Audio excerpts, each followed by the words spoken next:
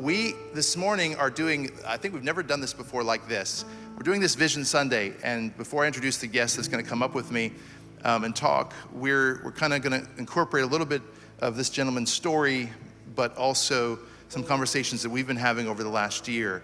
And so before Dion comes up, I wanna lay a little bit of groundwork for you, which is number one, I had to beg, borrow, and steal to get Dion to agree to this. Because Dion is a lovely human being, but an extreme introvert and likes to kind of just live that way. How many introverts do we have here? The back row. Okay. Wait, what are you guys doing up here? Is this part of your therapy? Is this a whole row of introverts? Okay. All right, that took me off guard. But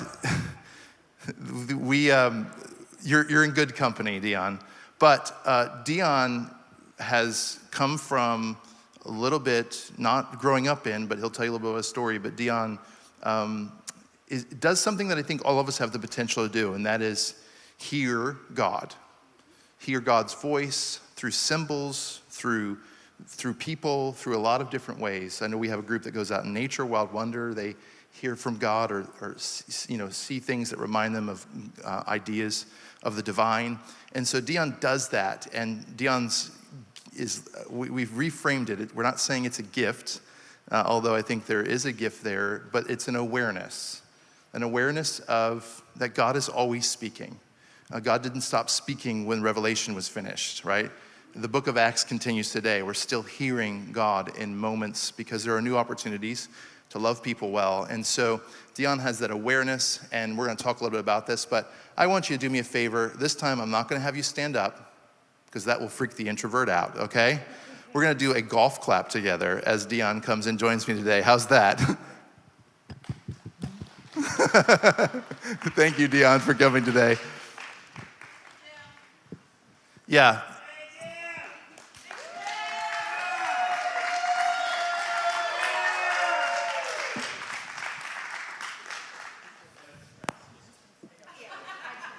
It's my brother. He says I tried to skip him. Here you go, Dion, come sit here with me. Thank you for joining me today. Thank you. Oh, wow. Okay, there we go. Gotta get used to the mic, right? Yes, okay. And the lights. And the lights. And this is a totally different perspective than the back row. It sure is. We had a little bit of a conversation. You said, listen, I can kind of tell. Wait, yes. You have notes? No, these aren't notes. I was gonna say, I didn't know, I thought I could have notes. I didn't think they were allowed. This is a compilation of emails that you and I have sent, so they're your words. All right. Tell us a little bit about your story before we jump into this, if that's okay, and just about your life up to here and maybe why you're here. Yeah, so, hello, Harvest. After, in April it'll be 2 years of coming here. It's maybe a little sad that it's taken 2 years, but it's nice to introduce myself to you. So thank you for having me up here. Yeah. Really high level, my story is I did not grow up in the church, like you mentioned. I think the word or the phrase I used the other day to you was I grew up more church adjacent. It was a Christian household, absolutely, Bible believing, Jesus saves us household. We just weren't a member of an individual church growing up. But I lived and I grew up in a very small rural community in central Indiana. It was one of those communities where figuratively on every street corner there was a church. So therefore my sphere of influence, or maybe better said, the social sphere that influenced me, ran the gamut of everything from the, structured liturgical churches of like the Catholic Church or some Lutheran churches or the Episcopal Church, to the other end of the spectrum, which was, Pentecostal or maybe apostolic or, non-denominational charismatic churches, and then everything in between. Even some relatively smaller, lesser-known denominations like the Moravian Church, for example. So that was my I grew up in a faith community, if you will. And maybe a better way of painting that, instead of saying church adjacent, is I was engaging in all those different churches. With parents, friends in school, teachers, neighbors. I was really engaged. What was it called? Summer Bible? Yeah, I hated it as a kid. I was shy then too, but one year it was like Nazarene. The next year it was Assembly of God. Another year it was a non-denominational community church, and so on and so forth. So fast forward. I need a drink. Can you hold this for a second? Yeah. Thank you. Sorry. We interrupt this broadcast for a comment or a question. Who wore it better, me or Corey? Me. Okay. Okay. Sorry. Thank you. So let's fast forward. Not to get into too much detail, but because of the other topic at hand. Teenager, probably the age for a lot of us. I happened to be attending a church regularly at that time, not for righteous, pious reasons, looking for God, but because I had my good friend at the time, his dad was a pastor, so my friend had no choice to be in church 3 days a week in order to hang out with them more than I was going to church. But at that time, it wasn't like, what do they call it, altar call or like a revival service, but that fire inside of me was lit, or if you want to frame it that way, or I began to, have a true, real relationship with God. And for me, it was through the Word.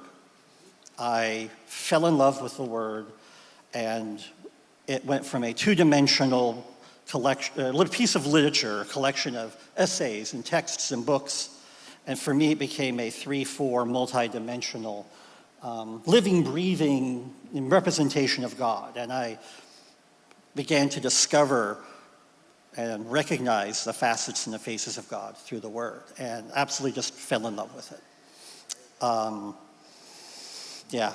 Beautiful. So then what was your progression to here, to finding here and us, and what did that look like? So I remained, for all intents and purposes, church adjacent into my adulthood. It'll be 2 years in March. I officially moved here to Florida, became my permanent home. Years prior, it was, for all intents and purposes, I was living here kind of part-time, along with some other friends of mine. And we had a conversation of how can we simplify our lives, and let's just maybe move to Florida. So we did the whole conversation of, well, I'll move if you move, and will you move if I move, started. And so we all individually began putting the pieces in place so we can make that change. And for me, it was about 2 years ago in March. Now, even though, back to being church adjacent, prior to moving down here, for the first time in my life, for probably 4 or 5 years, actually started attending a single church regularly and was involved in it and part of it. When I moved here, it was a very rare gem like Harvest. There's not a lot of them out there, I know. And it was a unique, affirming church that was very, very similar to this wonderful gem here. So I come moving here, I finally was in the habit of going to church every Sunday. I thought I'll better keep that habit.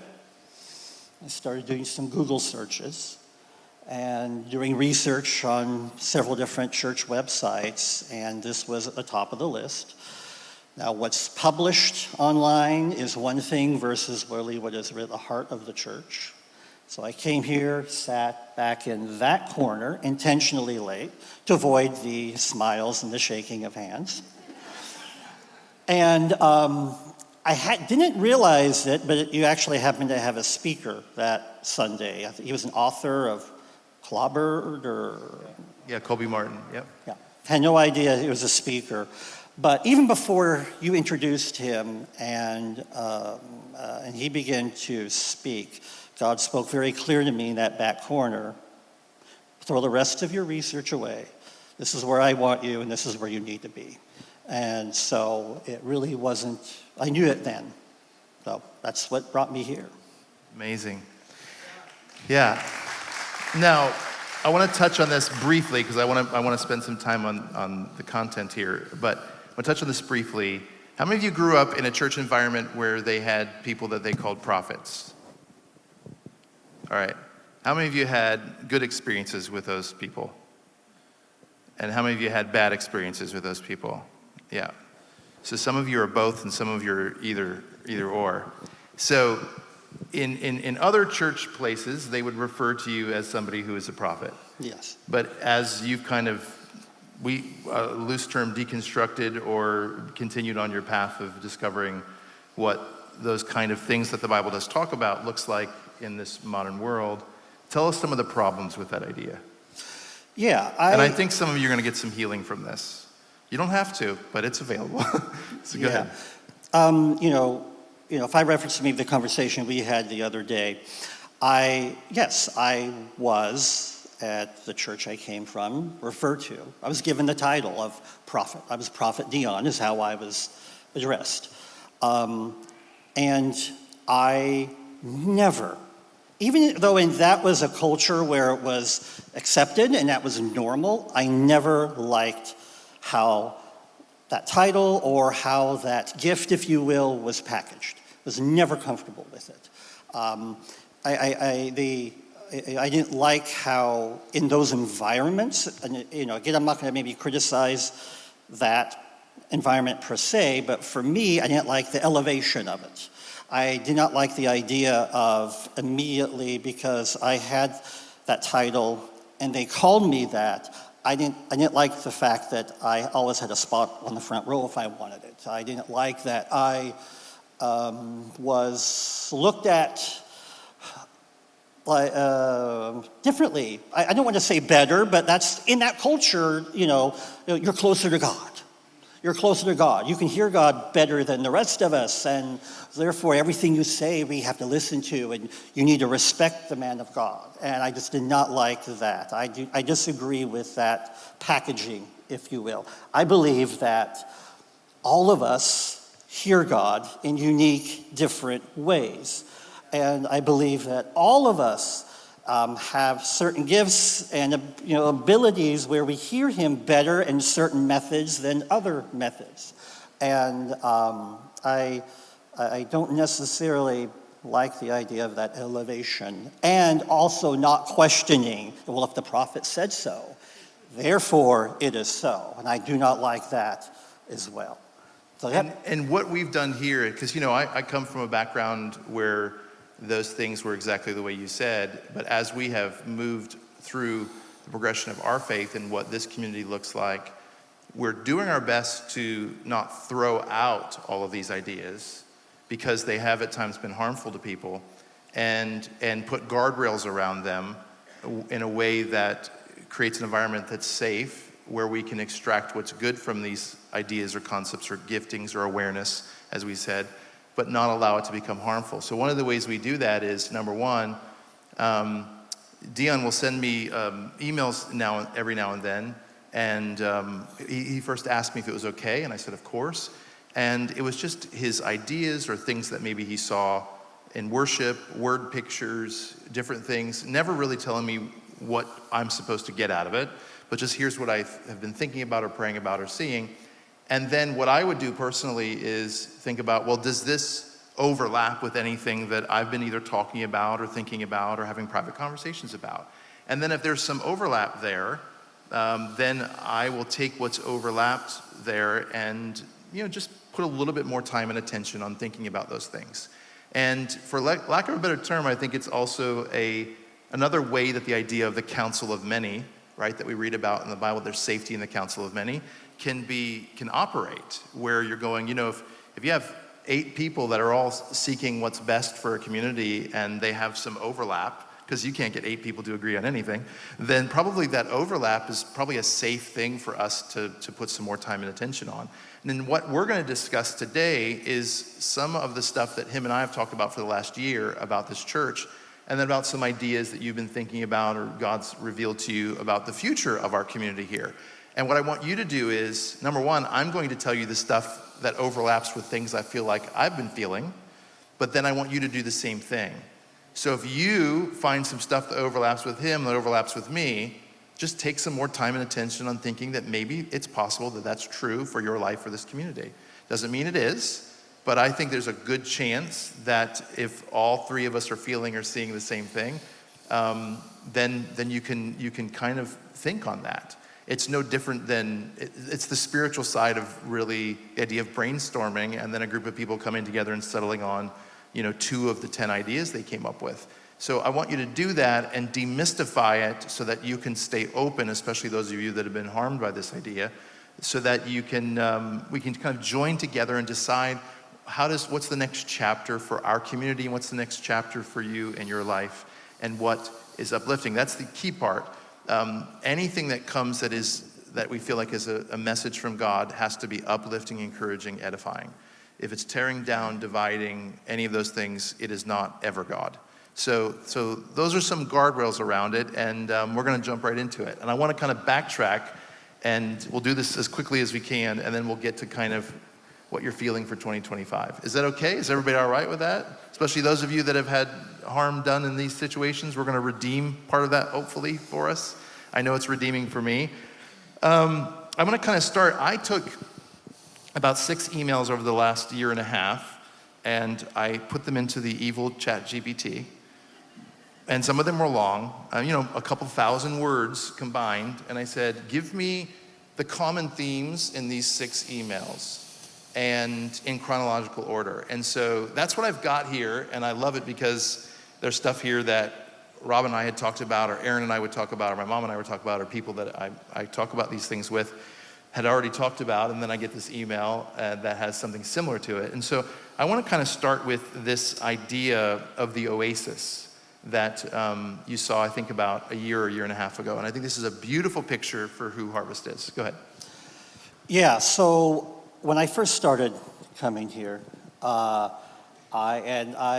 therefore began to, as God spoke to me back there, this is where I want you, this is where you need to be. I then had what was it I used to say, a burden to pray for Harvest. And I began to pray for this community and this church and its mission and purpose quite frequently. And God began to give me an image of what Harvest is and what it represents. And that is that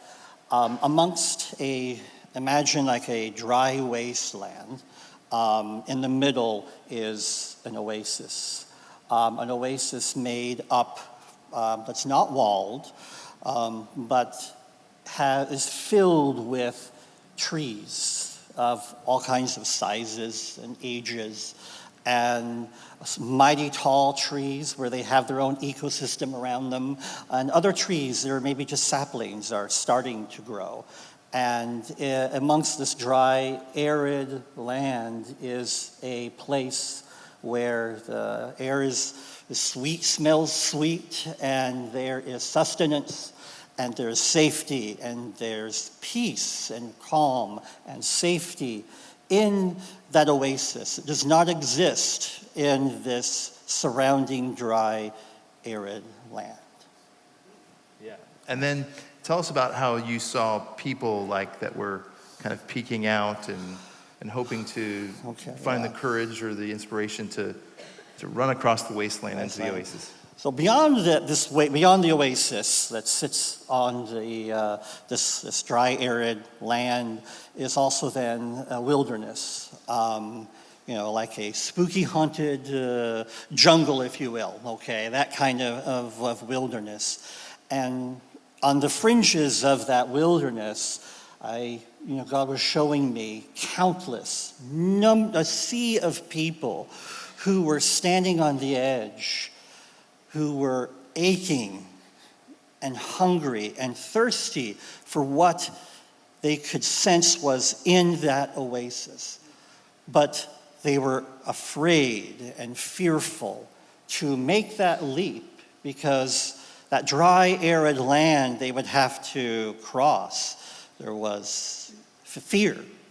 There's scare. Is that oasis even real?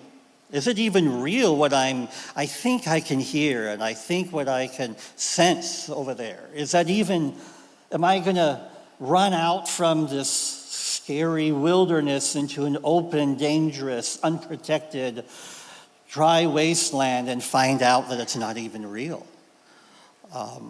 And so that was heartbreaking, if you will, to be able to, in a way, sense the ache and the hunger of all of the countless people who were watching and listening, who wanted to see if it was real and to come and find that safety, that healing, that protection and peace that they so desperately were in need of. Yeah, we're going to do something a little different, even more different than this.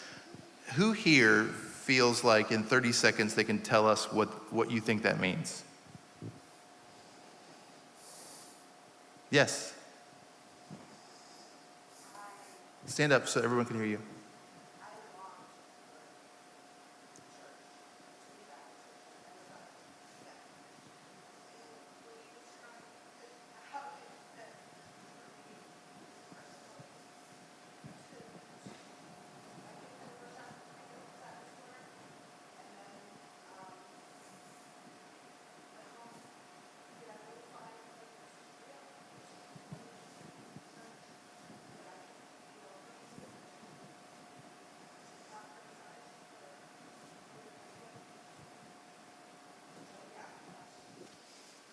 Awesome, beautiful. Anybody else? Quickly, just get a sense. Yes.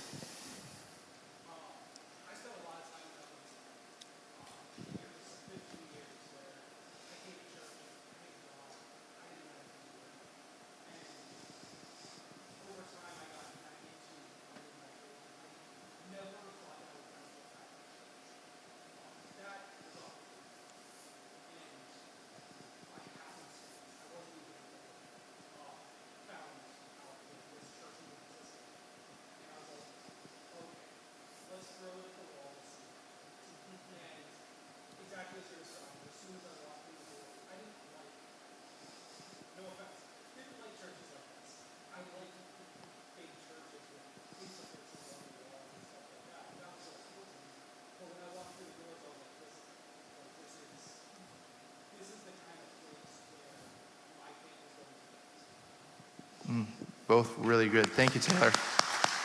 Beautiful.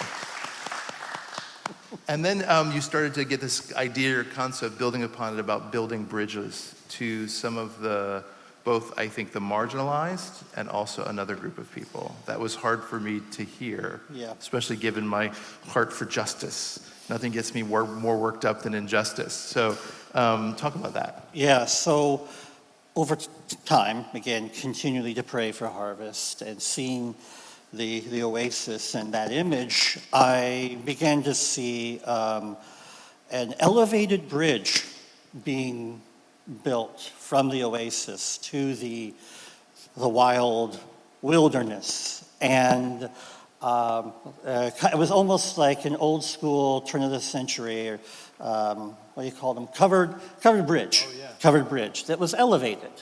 Elevated seemed odd to me, and so, and God showed me that the bridge, the elevated portion of the bridge, was actually trying to connect the oasis, harvest, to the canopy of that wilderness. And that's when God showed me. So beforehand, those people that I saw aching and hungry to have what is here at Harvest, they were on the ground floor of that wilderness. But then God showed me, not initially, but over time, that there's also people who were in the canopy of that forest. And the people who were in that canopy of that forest, many of them, directly or indirectly, actually had pushed and shoved the people who are on the floor of the wilderness, out of the canopy to the floor. That makes sense? And God was showing me that the bridge that's being built between harvest and the wilderness not only was to reach, it's elevated to reach those who are still in the canopy, who are hungry and aching as well because something's not right in the big church, the capital C church. But also that elevated bridge also created a safe passageway for the people who are on the ground floor of that wilderness, who maybe were kicked out of and expelled from the canopy of the wilderness. And I'll be transparent. At first, I'm like, come on, God, really?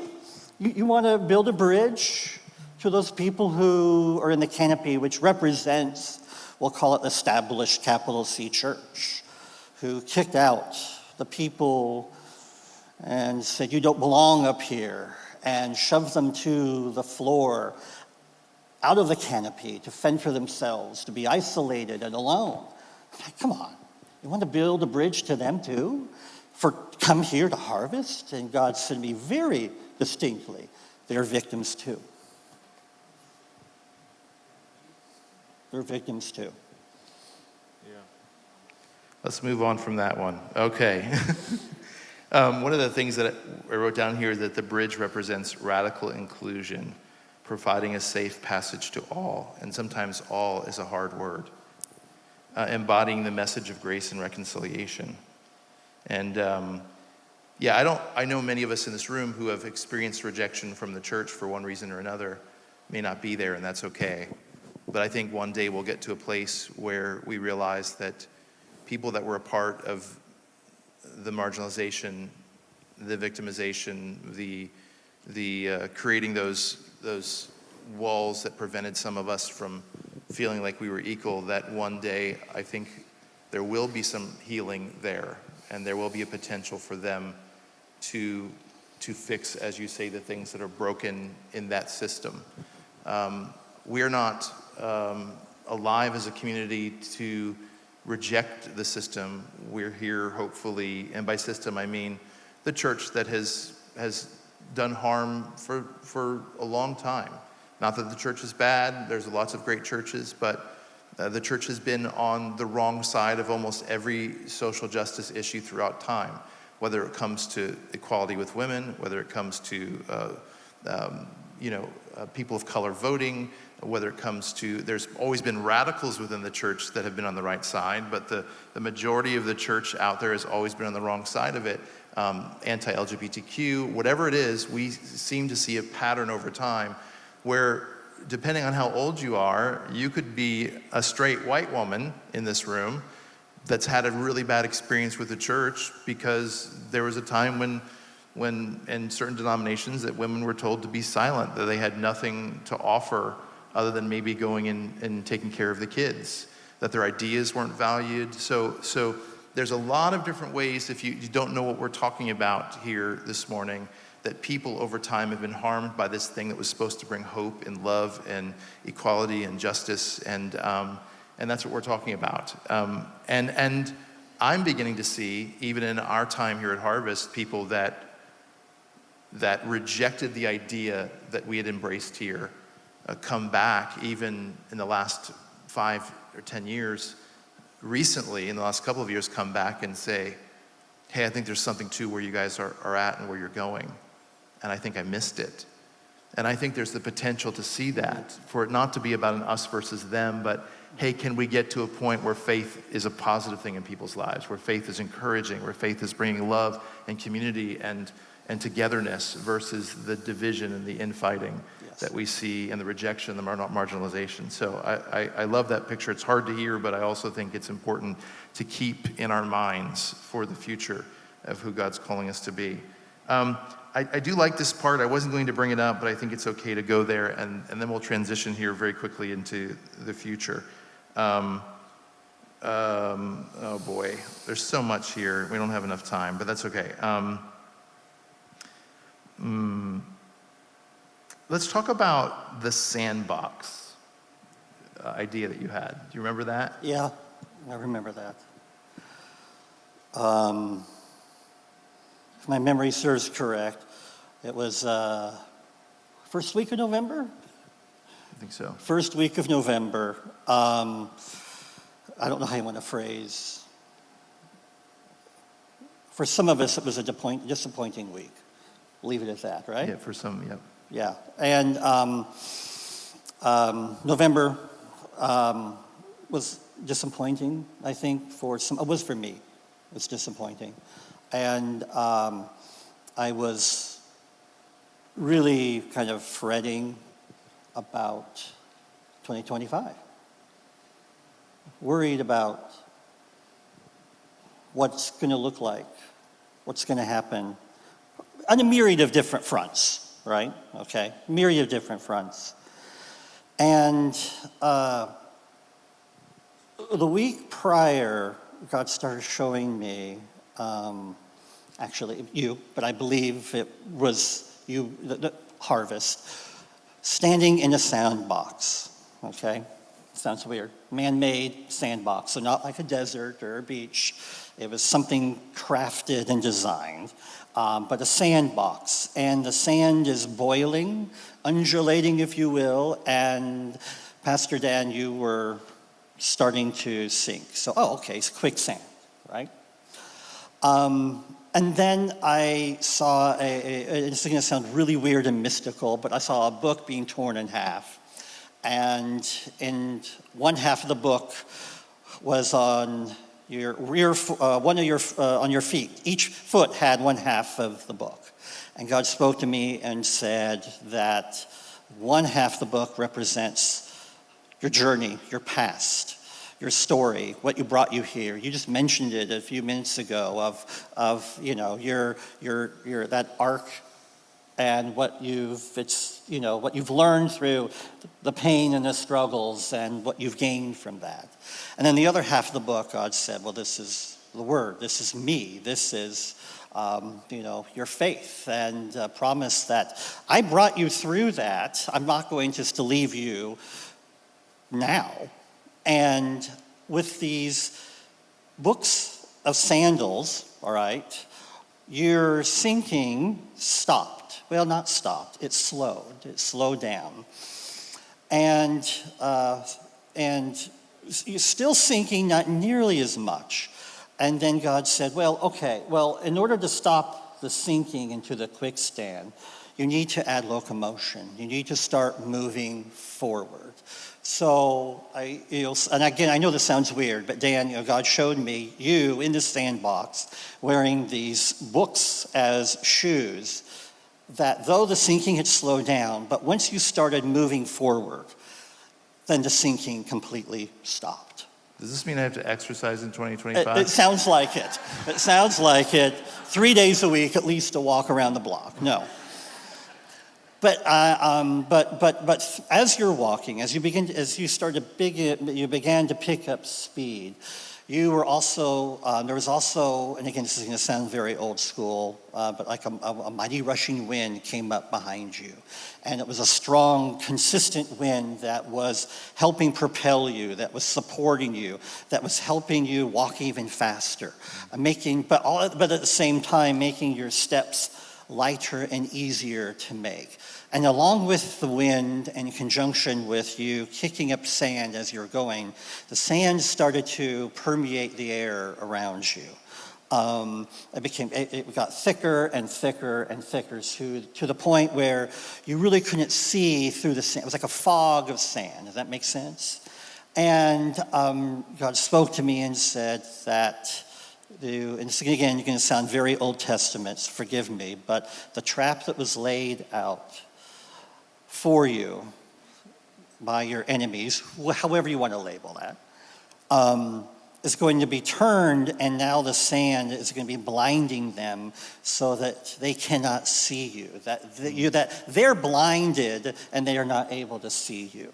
And I saw then, I know this sounds super weird, but then I saw in the fog, the thick, dense the air filled with sand, a clear, crystal clear tunnel form, providing a clear path forward. And that was, removing obstacles and making the path even easier as the air around us was thick and blinding to others who maybe don't want us to move forward and succeed, and we are in safety and peace. Does that make sense, kind of? Beautiful.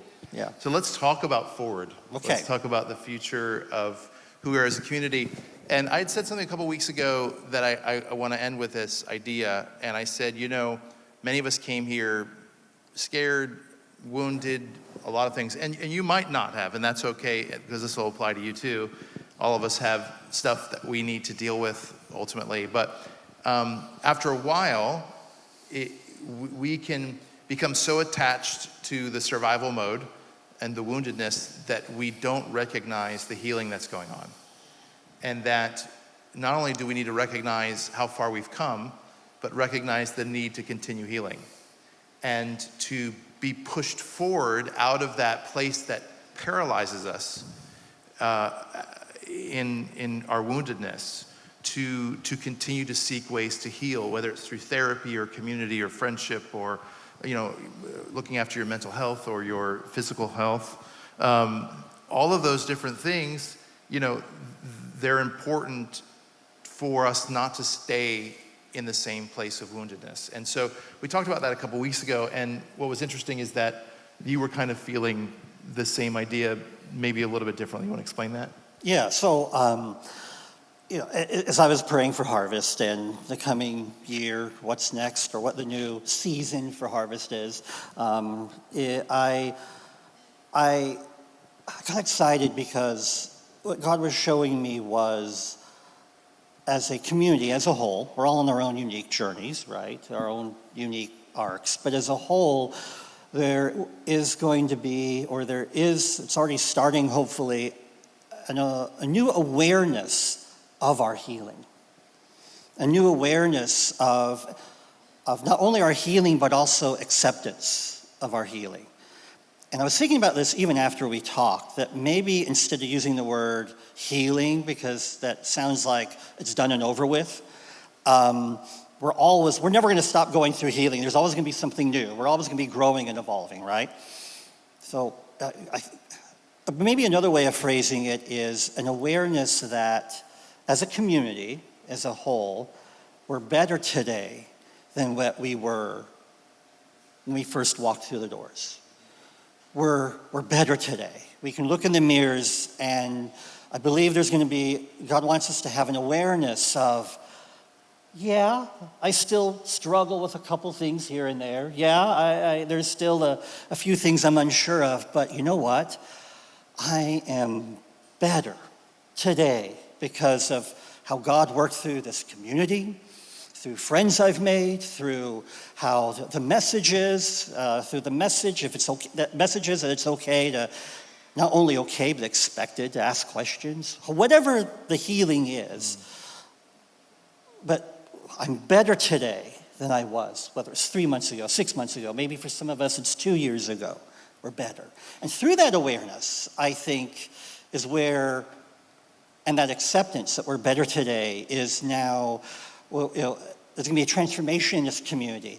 Because out of that awareness and that acceptance that I'm better, we're going to now, that allows us to make room for new people who need to experience this oasis, who are watching from the wilderness. And now through our acceptance that I'm better today, it's making room for new people to come in, scared, questioning, unsure, and hopefully experience the safety, the healing that is here. And that's what excites me, is making the room for more people through that awareness.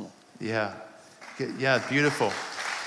I want to see, before I kind of do my quick little conclusion here, do we have any 30-second hot takes on that? What that you feel like that means? I know he's explained some of it. Anybody?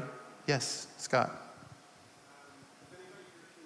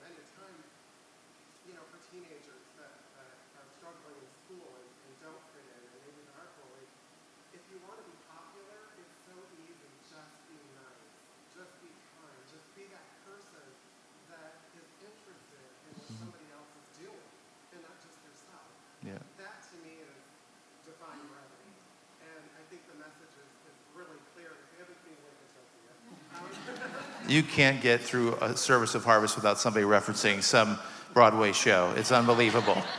Very on brand. It really helped me a lot, and I mean, I saw the Broadway show many, many years ago, and when it first came out, and it changed my life because it made me look into somebody's life that I thought was so evil, so wicked, so scary and green and full of hate and rage, and you're like, once you know her backstory, she's not so scary. So again, Yeah. we know all of our backstories. I don't think we're as scary. Yeah, that's so true.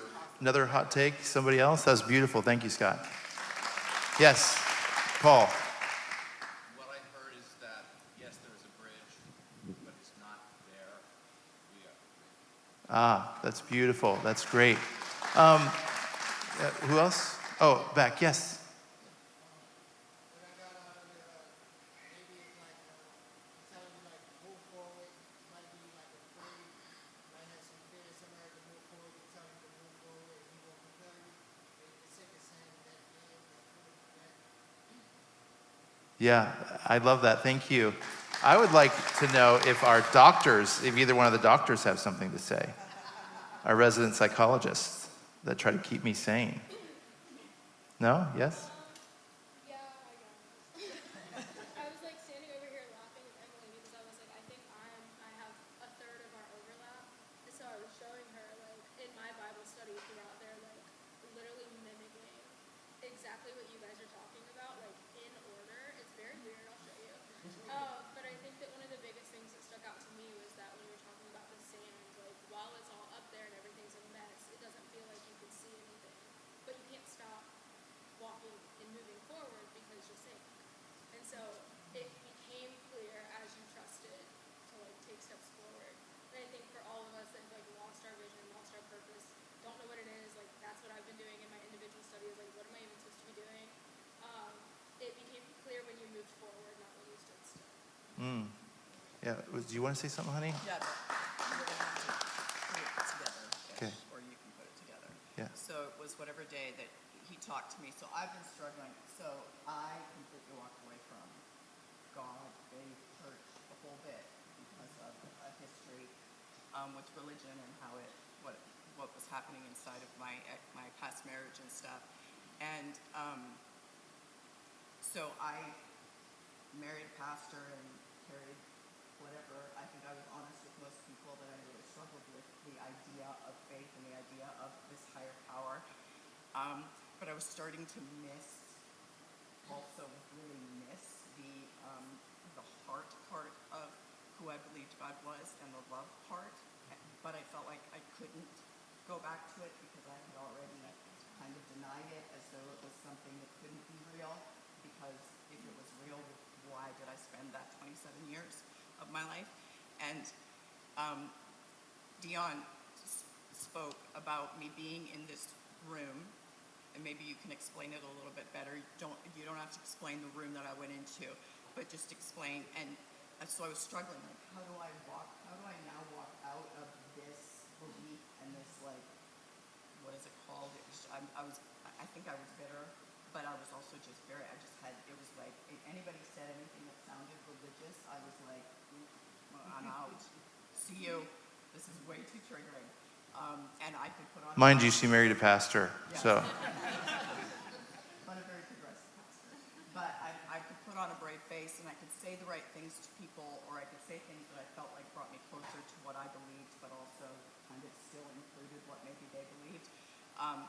But you can now finish with the visual, because I think the visual is really important, and I think this is what's really important about the healing part of if you've been just deconstructing, or you've been kind of pulling back, or you're very triggered by religion, or you've been damaged by religion, by belief systems, by human beings who hold so tightly to those belief systems and say this is true, regardless of what it's doing to you, this is true. I think what you're saying going forward is it's okay for us now to heal, and not just to heal, but then to say, okay, it's okay, I can move forward from this, and then I'm going to go to you. So, sorry, to clarify, what part did you want me to? The room, the Oh, okay. So I was talking to Robin the other day, and I asked her if I could share with her something that God had been showing me about her. And the first part of it, which is I think what you want me to mention, is as I was praying for Robin, I saw her in a room that she was fighting to stay in. She knew that she belonged there, but yet she was being pulled out of it. She had like this rope tied around her waist, and she was feeling constricted and constrained, and she was fighting and clawing to stay. But yet she was pulled out of that room. And it was okay. And what God said was, you do belong in that room. You do, but right now I need you in a different room for a while. And in that room is when that rope, that constriction then fell off. But yes, you do belong in that room. And yeah, you're going to be there again. And she had angel's wings, and she hasn't let me forget about it. I'm just kidding. Yeah. And I had horns. I don't know what that was about. I kind of want to bring it home. There's lots more to say, but will you just give Dion a hand for me? Will you do that? Thank you. Appreciate you. Here's quickly my heart. I know we're over time. We'd like to end before 11:30, but here's my heart for the next year. I know many of you know that there's a transition that's going on as Aaron is going to be working with Gulf Coast Community Foundation and as a VP of Community Leadership. And so it's going to be an amazing opportunity for her as she's going to be managing the team that figures out where their charitable assets are invested in the community. And Gulf Coast is an amazing organization. And so there's a transition that's going on where I was the president of the board and helping in the background, now transitioning to CEO and president.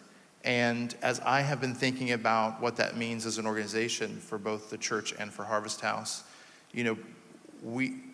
progress is not slighting the past. Progress doesn't mean that where we have gotten to today is not good enough. But progress is bringing honor to the hard work, the legacy, the money invested to this point. When we maintain and stand still, if we are in quicksand, we sink. If we're not moving forward, then we will eventually lose what we have. We'll lose as far as we've come. Our head will eventually be underwater or under sand. The biblical picture for me was the story of the man that was healed, and Jesus said, "Now take up your bed and walk." Sometimes we can stay with our bed so long that it has a way of convincing us over time we actually didn't get that healing. In other words, we didn't actually receive that progress, to use a different word. And when we stay still, we atrophy. We lose even the capacity that we have in that moment. When we try to maintain the same thing, we will lose the muscle mass that we've built to that point. The only way to either maintain the capacity that we have is to move forward. And of course, hopefully to expand the capacity. So as a church, my heart is that we reach more people in the wilderness, that we build more bridges, that we individually are aware of how far we've come, the progress we've made, but also to not stop making progress and to do the hard things, and to know that we're capable of doing the hard things. Organizationally, with the church and Harvest House, my heart is that we don't stop looking at the community and asking ourselves the question, what else needs to be done? And if it is in our wheelhouse, and our wheelhouse is a big wheelhouse, but if it's in our wheelhouse, then saying, how can we do it to the best of our ability? Who will partner with us to accomplish this? It makes me emotional just thinking about where we have come as a community, what we've done as an organization. But I am also inspired by many of you for what this can look like.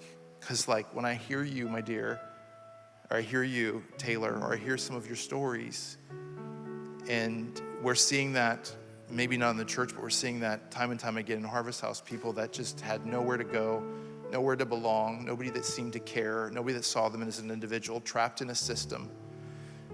When I see that, it inspires me personally to say, like, we can't ever stop moving forward.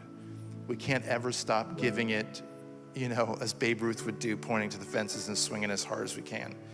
Because the future is bright, and we have a capacity here to reach many, many people, and also individually to continue on our progress. But there are so many more people to impact that are hurting and desperate for somebody to look them in the face and say, you can do this, and we're going to be here for you. So Harvest, as we venture forward and we figure out what that looks like step by step, and we join together, I just encourage you to not just stay with us and stay connected, but stay invested with whatever that means. It might be time, it might be prayers, it might be resources, but stay invested into what's happening here, because the future is very, very bright for this year. And regardless of what's happening around us, I do believe that there is a blinding fog sandstorm that will quell any potential setbacks as we walk forward with the mission of hope and justice and peace and love for our community. Let's stand up and pray together. Thank you for hanging with us. I know folks have a lot to do. I know it's a little bit later than normal, but thank you for hanging with us. Oh yeah, sure. Y'all, all right, you don't want to come up here. You might know Carolyn here. She's been served on our board for years, just recently took a step back because she has so much going on that's drawing her attention. But Carolyn is the former mayor of the city of Sarasota, also a former county commissioner. She was the first Black county commissioner elected, the first female only Black county commissioner. So she's retired from politics for now. Maybe we'll see, but forever, she says. Here you go. So it was very interesting that this analogy was drawn this morning between this church and a bridge. One of the things that attracted me to this church under Dan's father's leadership was the fact that the church was a bridge in the community among people that were forgotten, downtrodden, that people just stepped over.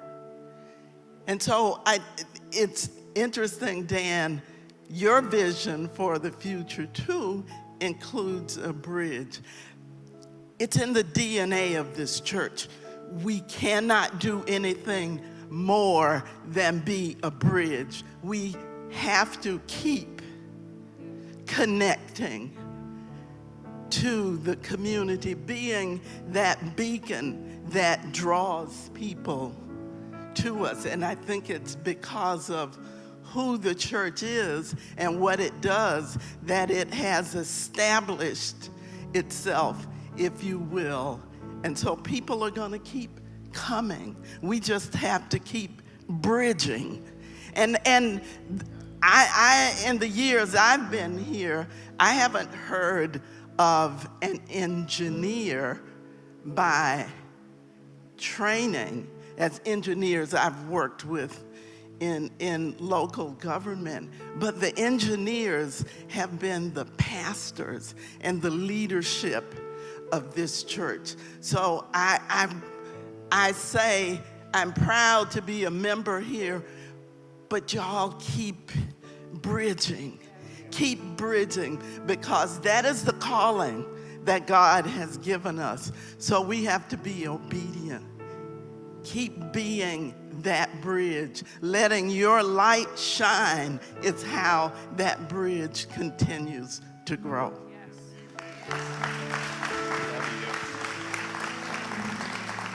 Y'all want to go to heaven? Listen to Miss Mason, all right? Just kidding. Let's pray. Father, we thank you today for this time spent together, a little longer than normal, but we are just so grateful for these pictures and these words and these ideas. And Lord, as we see that overlap amongst our own hearts and dreams and visions for the future, We just ask that you encourage us to be confident that you have a great plan for us individually and as a community and as an organization, as a church. And so, Father, thank you for all of your goodness and blessing upon us as we march forward into this year with great expectation of what is to come. We thank you. In your name we pray, and everyone says, Amen. We'll see you soon, and hope to see you next week. God bless you.